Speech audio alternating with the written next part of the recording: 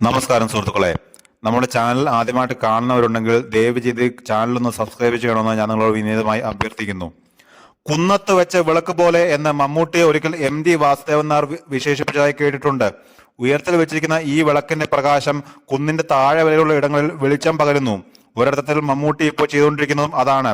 ധീരവും വ്യത്യസ്തവുമായ തന്റെ സിനിമാ തെരഞ്ഞെടുപ്പുകൾ കൊണ്ട് മലയാള സിനിമയെ ആകെ പ്രകാശമയമാക്കുകയാണ് ഈ നടൻ. കഴിഞ്ഞ ദിവസമാണ് അടുത്തിടെ ഇറങ്ങിയ കണ്ണൂർ സ്ക്വാഡ്, കാതൽ എന്നീ ചിത്രങ്ങളുടെ വിജയാഘോഷം മമ്മൂട്ടി ആഘോഷിച്ചത്. രണ്ടിന്റെയും നിർമ്മാണ കമ്പനി മമ്മൂട്ടി കമ്പനി തന്നെയായിരുന്നു. ഏറ്റവും പുതിയതായി ഇറങ്ങിയ മമ്മൂട്ടി ചിത്രം ബ്രഹ്മയുഗം തിയേറ്ററുകൾ വലിയ വിജയത്തിലേക്ക് കുതിക്കുന്ന സമയത്താണ് ഈ വിജയാഘോഷം നടന്നത്. ഈ രണ്ട് ചിത്രങ്ങൾക്ക് തൊട്ടു മുമ്പ് റിലീസ് ചെയ്ത നൻപകൽ നേരത്തെ മയക്കം എന്ന ചിത്രവും പ്രേക്ഷക നിരൂപക പ്രശംസ പിടിച്ചു പറ്റിയിരുന്നു. മമ്മൂട്ടി അതിഥിയായെത്തിയ എബ്രഹാം ഓസൽ പോലും വിജയത്തിന്റെ മതം നുകർന്ന ചിത്രമാണ്. അങ്ങനെ താൻ തൊട്ടതെല്ലാം പൊന്നാവുന്ന ഒരു സമയത്തു കൂടിയാണ് മമ്മൂട്ടി കടന്നു പോകുന്നത്. ഒരുപക്ഷെ അദ്ദേഹത്തിന്റെ സിനിമാ ജീവിതത്തിലെ ഏറ്റവും തിളക്കമാർന്ന ഏടുകളിൽ ഒന്നാവും ഇത്.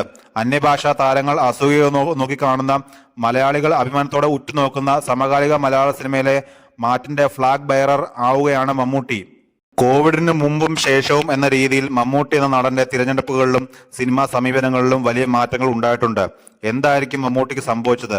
തിരക്കുകളിൽ നിന്നും തിരക്കുകളിലേക്ക് ഓടിക്കൊണ്ടിരുന്ന ഒരു മമ്മൂട്ടി ഉണ്ടായിരുന്നു കോവിഡിന് മുമ്പ് വരെ. ജീവിതത്തിൽ 30 ദിവസം തികച്ച് ഒരു അവധിക്കാലം കിട്ടിയതെന്നാണെന്ന് പോലും ഓർക്കാനാവാത്ത രീതിയിൽ തിരക്കുകളിൽ പെട്ടുപോയൊരു മനുഷ്യൻ. ആ മമ്മൂട്ടിക്ക് കാലം ഒരുക്കി വെച്ച അപ്രതീക്ഷിതമായൊരു വിഷമകാലം കൂടിയായിരുന്നു കോവിഡ് ലോക്ക്ഡൌൺ.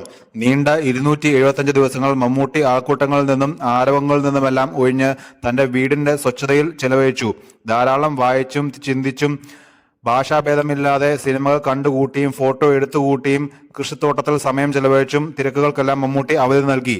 കോവിഡ് കാലം ആവശ്യപ്പെട്ട നിർബന്ധിത അവധിക്കാലമായിരുന്നു അതെങ്കിലും ആ കാലം മമ്മൂട്ടി എന്ന നടനെ, അയാളിലെ അഭിനയമോഹത്തെ രാഗി മിനുക്കിയെടുത്തിട്ടുണ്ടെന്ന് വേണം അനുമാനിക്കാൻ. തെളിഞ്ഞ ചിന്തകളോടെ അടിമുടി റിഫ്രഷായി അൺലോൺ ചെയ്യേണ്ടതെല്ലാം അൺലോൺ ചെയ്ത് ഒടുവിൽ വാൽമീകത്തിനകത്തു നിന്നെന്ന പോലെ മമ്മൂട്ടി മലയാള സിനിമയിലേക്ക് തിരിച്ചെത്തി. മനുഷ്യൻ എന്ന രീതിയിലും നടൻ എന്ന രീതിയിലും സ്ഫുടകം ചെയ്തു. തിരക്കുകൾക്കിടയിൽ മിസ്സായി പോയ പലതും മമ്മൂട്ടി തിരിച്ചു പിടിച്ച് കാണണം. ക്ഷുഭിതനായ ക്ഷിപ്രകോപിയായ മമ്മൂട്ടിയെ കോവിഡാനന്തരം പ്രേക്ഷകർ കണ്ടത് വളരെ അപൂർവമായിട്ടാവും. 70 വർഷത്തോളം ശീലിച്ച ശീലങ്ങളുടെ ഓർമ്മയിൽ പൊളിറ്റിക്കലി കറക്റ്റല്ലാത്ത ഒരു ഉപമ ജൂഡ് ആന്റണിയെ കുറിച്ച് പറഞ്ഞത് മമ്മൂട്ടിയെ പ്രേക്ഷകർ മറക്കുകയില്ല. പക്ഷേ അതിലും പ്രേക്ഷകരെ അത്ഭുതപ്പെടുത്തിയത് ഒട്ടും സമയം കളയാതെ പബ്ലിക്കായ ക്ഷമ പറഞ്ഞ മമ്മൂട്ടിയാണ്. വ്യക്തി എന്ന രീതിയിൽ സ്വയം പുതുക്കപ്പെട്ട് മുന്നോട്ട് പോവുകയും അഭിനേതാവെന്ന രീതിയിൽ സ്വയം ചലഞ്ച് ചെയ്ത് പരീക്ഷണങ്ങൾക്ക് പിന്നാലെയാണ് മമ്മൂട്ടിയുടെ പ്രയാണം. ഭീഷ്മപർവ്വം മുതങ്ങോട്ട് ആ കരിയർ ഗ്രാഫിലെ മാറ്റങ്ങൾ പ്രകടമാണ്. ഭീഷ്മപർവ്വത്തിലെ മൈക്കിൾ അപ്പൻ, പുഴുവിലെ കുട്ടൻ, റോഷാക്കിലെ ലൂക്ക് ആന്റണി, നൻപകൽ നേരത്തെ മയക്കത്തിലെ ജെയിംസും സുന്ദരവും, കണ്ണൂർ സ്ക്വാഡിലെ ജോർജ് മാർട്ടിൻ, കാതലിലെ മാത്യു ദേവസി, എബ്രഹാം ഓസറിലെ ഡോക്ടർ അലക്സാണ്ടർ ജോസഫ്, ബ്രഹ്മയുഗത്തിലെ കൊടുമൻ പോറ്റി.